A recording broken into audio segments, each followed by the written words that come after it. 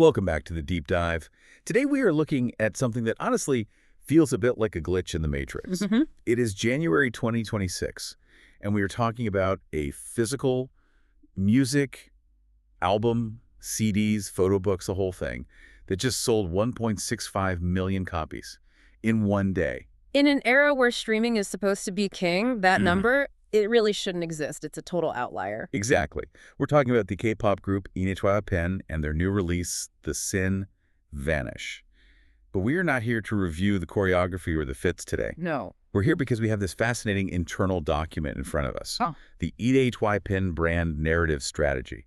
This isn't just a press release. It looks like the architectural blueprint for a transmedia takeover. It really is. It's a masterclass in what the industry is starting to call next entertainment. This document breaks down how they took a standard album release and just turned it into this pervasive reality game. Blurring the lines between fiction and the real world. Completely. And that is our mission today. We're going to walk through this strategy slide by slide to figure out how they engineered this level of engagement. Because whether you care about K-pop or not, right, the mechanism they use to get these numbers is something every marketer, every storyteller needs to understand. It's all about the economy of attention. And right now, ENHYPEN is absolutely winning it.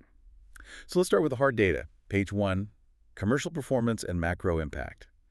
The headline calls it a cultural event, which, sounds like standard marketing fluff. It always does. Until you see the numbers. You mentioned the 1.65 million copies on day one. That's from the Hano chart. For listeners who aren't deep in the K-pop weeds, can you explain why the Hano number is so important? Great question. So there are different ways to count sales.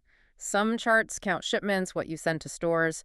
Hano tracks real-time physical sales at the register. So actual people buying the album. Actual copies crossing the counter to a customer. To hit 1.65 million on day one via Hanteo means you have mobilized an army. It's not casual listening. It's coordinated, immediate action. And it's not just in Korea.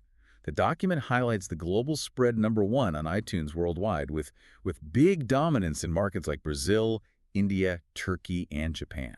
And the lead single, Knife, hit 10 million YouTube views in just 19 hours. 19 hours. That velocity is key. It shows the demand was just pent up. But look at the quote at the bottom of the page from Outlook Respawn. Okay. They call this a strategic crystallization of ENHYPEN's brand narrative. That is the nugget. The success isn't just because the song is catchy. It's because the narrative finally crystallized. Which implies it might have been, liquid or unformed before? Or maybe just fragmented. This campaign unified everything into a single sharp point, which leads us directly to page 2, where they lay out the concept. This is the engine. Right. Vampire lovers on the run. Now, ENHYPEN has had this vampire lore for years. It's their thing. Their signature, yeah. But the document notes a shift here. It says the story moved from forbidden desire to a crisis of survival. And that is such a crucial storytelling pivot. Desire is internal, it's romantic, it's angsty. Survival is external. It raises the stakes so much more. So what's the plot? The document outlines a story where a vampire chooses to escape to protect a loved one because his impulse to turn them into a vampire has triggered a societal crackdown. It's very Romeo and Juliet meets Blade Runner. You've got the whole vampire society versus individual desire conflict.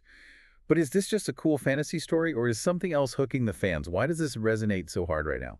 Oh, there's absolutely something else. The document explicitly points out the metaphor. This whole vampire story, it's a proxy for the artist versus fan relationship.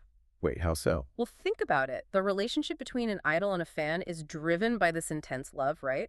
But it also carries anxiety. The idea that if I love you too much, I might consume you. Or my world, the fame, the industry, creates a crisis for us. So the fans aren't just reading a vampire story. They're subconsciously engaging with a story about their own dynamic with the group. Oh, wow. That is actually surprisingly heavy. It explains why the emotional resonance is so high. It validates the fans' own feelings of protection over the group. Precisely. And the visuals they list, the escape crisis imagery, the figure running through a foggy street, it grounds that anxiety in a very cool noir aesthetic. But a story is only as good as its delivery. And this is where the document gets wild. Page 3. Strategic innovation. The Vampire Now ecosystem. This is the part that really surprised me. They didn't just drop a music video. They launched a transmedia strategy. Can you give us the explain like I'm 5 on what transmedia means here? Sure. Transmedia just means telling a single story across multiple platforms, where each platform gives you a unique piece of the puzzle. You're not just repeating the same ad on Twitter and Instagram. Okay. You're building a world where the Twitter feed gives you real-time news, the album gives you the emotional monologue, and the music video gives you the action. You need all of them to get the full picture. And they executed this with a platform called Vampire Now, a mobile site that looked just like a news outlet. What cracked me up were the headlines.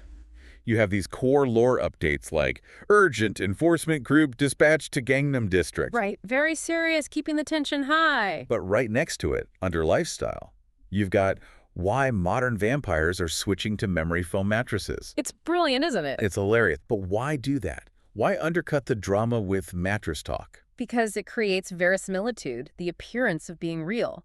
Real news sites have jarring juxtapositions. You'll see a geopolitical crisis update right next to a celebrity diet tip. Or a mattress ad. Or a mattress ad. By mimicking that rhythm of reality, as the document calls it, they make the vampires feel like they are actually living in Seoul in 2026. And speaking of Seoul, they sync the site with real-time data. Yes, this is the cooker. The weather on the Vampire Now site matched the actual weather in Seoul. If it was raining outside your window in Gangnam, it was raining on the Vampire News site. That's a level of immersion that forces you to feel present in the story. It blurs the line between I'm watching a story and I'm inside the story. Exactly. So you have the news site setting the scene. Then you have the album itself. Page 4, album anatomy. Billboard called this a tightly staged concept album. Which is perfect. It's structured like an old-school radio drama. You've got 11 tracks, but only 6 of them are full songs. The rest are narrations and a skit. So a narrator guides you through the escape. A third-person narrator, yeah. And I noticed they use different voice actors for different regions. Park Jong-min for Korean, Kenjiro Tsuda for Japanese, Lars Hwang for Chinese. That seems like a lot of budget for just, intros. It is, but it solves a huge problem in global pop music. The language barrier. It can stop a story dead. By localizing the storyteller, not just subtitling lyrics, they ensure a fan in Tokyo or Beijing feels the same intimacy and nuance as a fan in Seoul. It's an accessibility play. To make sure the story lands emotionally everywhere. So let's talk about the actual music, though. Yeah. Page 5 breaks it down. Does the music really serve this running for your life story? It follows the arc perfectly. The document breaks it down. You start with No Way Back, which is alternate R&B.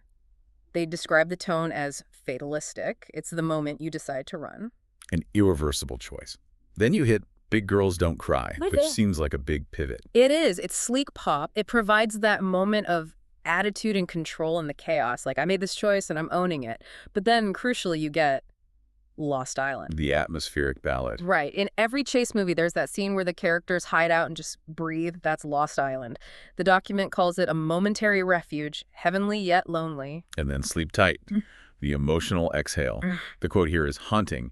We survived for now. For now. It creates anticipation. It doesn't promise a happy ending, just survival. And then they end with Steeler, bringing the energy right back up. The adrenaline spike. So the listener physically goes through the escape, the decision, the run, the hiding, the rest, and then the next fight. So high concept, expensive execution. But does the audience actually get it? Page 6 reception suggests they are absolutely paying attention. They are. I mean, the critics liked it. Capo Previewed gave it a 9/10 for the aesthetic, but the Reddit comments are where you really see the strategy working. Look at that quote from Unpacking Thoughts. Most albums are listened to. This one is lived in. That right there. Yeah. That is the entire goal of Transmedia. You don't want a listener. You want a resident, someone who lives in the world you built. Another user, MusicLover88, says, a turning point where desire meets consequence. It sounds like the fans are picking up on that deeper metaphor you mentioned. Exactly. They're analyzing the text, not just consuming the image. And that deep engagement is what leads us to the financial payoff on page 7, the sales trajectory. This graph is really interesting because it shows a history of growth, but there was a little wobble, right? There was. Let's trace it. Dark Blood in 2023 did 1.3 million. Orange Blood jumped to 1.8. Romance. Untold hit a peak of 2.3 million in 2024. But then look at 2025.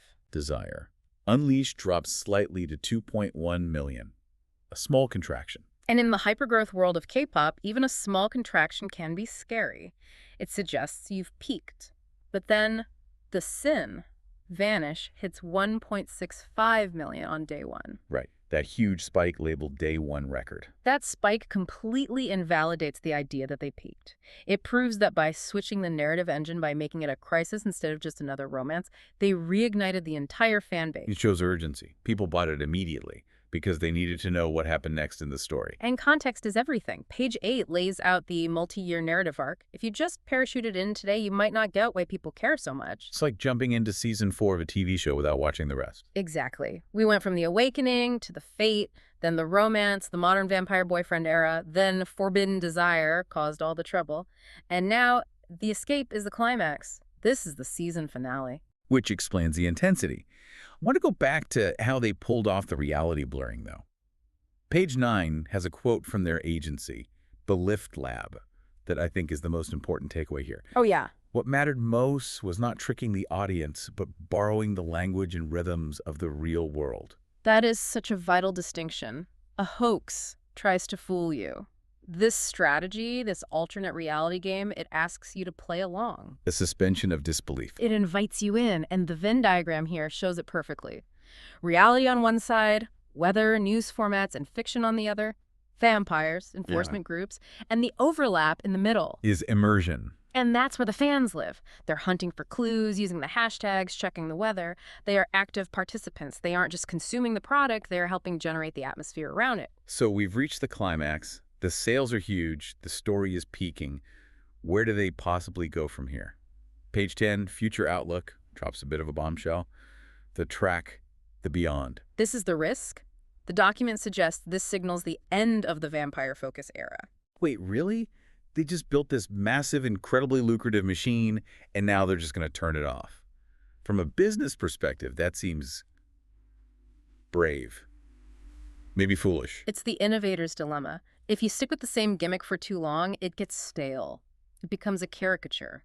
The fan theory here is that they're moving from sin to refusal of judgment. Waning. The idea that they stop running, stop hiding, and just exist on their own terms. So evolving from fantasy characters to just artists. Potentially. It mirrors the maturation of the group itself. They're growing up, so the story has to grow up with them. That brings us to the roadmap on page 11.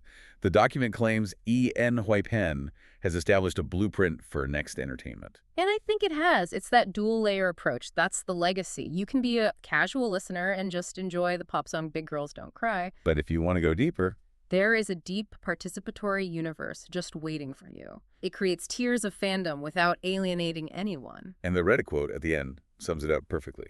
If their discography is any indication, it's only going to get more refined, more daring, more emotionally layered. Which sets a very high bar for whatever comes next.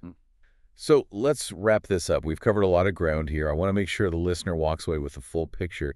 Can you break this down into a final summary table for us? Absolutely. If you look at the ENHYPEN strategy purely as a business case, here's the recap. First, the strategy. Transmedia immersion. They built a world around the product using real-time data to blur reality. Okay. Second, the result. That immersion drove urgency, leading to 1.65 million sales on day one, and it completely reversed a previous sales plateau. Got it. Third, the story. They escalated the stakes from forbidden desire to survival and escape, using the whole vampire metaphor to explore the anxiety of the artist-fan relationship. And finally, the future, evolution. With the track The Beyond and the idea of refusal of judgment, they're signaling a move toward a new form of existence. a masterclass indeed. It leaves me with a final thought for you, the listener.